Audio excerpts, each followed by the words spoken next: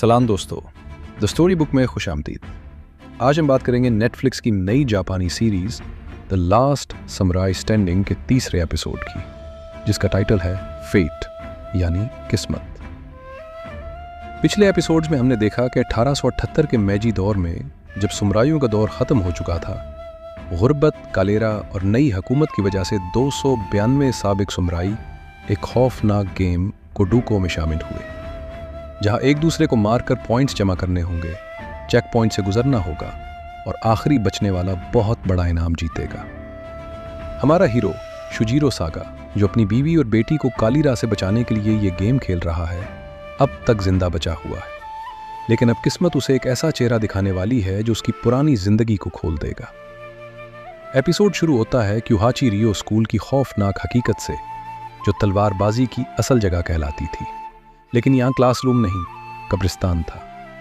एक मास्टर जंतोसाई और सिर्फ 8 बच्चे, जिनमें से सिर्फ एक ही जिंदा बच सकता था। ग्रेजुएशन का मतलब था बाकी सबको मार डालो। शुजीरो इसी स्कूल का बच्चा था। वहाँ उसकी एक अपनाई बहन थी, इरोहा कनुगासा। इरोहा स्कूल की वाहिद लड़की थी, बहुत होशियार और मजबूत। लेकिन जब मास्टर ने हुक्म दिया कि सब बच्चों को एक दूसरे से लड़कर मरना है, शुजीरो भाग गया।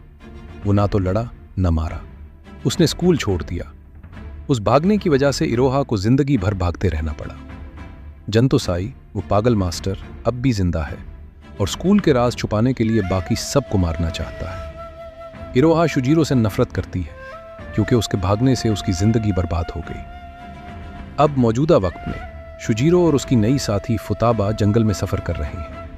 वहां अचानक इरोहा सामने आ जाती है। पहले तो लड़ाई होती है, लेकिन फिर इरोहा शुजीरो के साथ इत्तेहाद बनाने का फैसला करती है। वो तीनों मिलकर सफर शुरू करते हैं, शुजीरो, फुताबा और इरोहा। रास्ते में एक और हैरानकुन इत्तेहादी मिलता है, कामोबी कोचा, एक आइनो जंगजू तीर अंदाज। वो फुताबा की वजह से उन्हें अमान देता है कि जब तक फुताबा साथ है वो हमला नहीं करेगा। ये चारों मिलकर दूसरे शिरकत कुनिंदगान से बचते हुए आगे बढ़ते हैं। वो सिकी जूको चेक पॉइंट पर पहुंचते हैं। वहां कोडोको का अफसर उन्हें रोकता है और बताता है, तुम दोनों शुजीरो और इरोहा कोडोको से पहले ही वाकिफ हो। तुम्हारा स्कूल ही तो असल कोडोको था। ये सुनकर शुजीरो और इरोहा का माजी खुल जाता है। इरोहा अब भी शुजीरो से नाराज है, लेकिन वो जानती है कि जंतोसाई अब भी पीछा कर रहा है। वो शुजीरो से कहती है कि अब वक्त आ गया है कि वो अपनी गलती का बदला चुकाए और स्कूल के राज को दफन करने में मदद करे। एपिसोड में कई छोटी लड़ाइयां होती हैं। शुजीरो और उसके ग्रुप पर हमले होते हैं, लेकिन वो बच निकलते हैं। एक सीन में जंतोसाई का खौफनाक साया नजर आता है। वो अब भी जिंदा है और अपने पुराने शागिर्दों को खत्म करने के पीछे है। इरोहा शुजीरो को बताती है कि स्कूल के बाकी बच्चों में से कुछ और भी गेम में हैं, जैसे सांसुके, जो अभी सामने नहीं आया, शायद खौफ की वजह से छुपा हुआ है। एपिसोड खत्म होता है एक बड़े सवाल पर, क्या शुजीरो अपने माजी का सामना कर पाएगा? क्या इरोहा उसे माफ कर देगी? और जंतोसाई कब सामने आएगा? क्या ये इत्तेहाद टूट जाएगा या मजीद मजबूत होगा? अगला एपिसोड और भी ड्रामाई होने वाला है।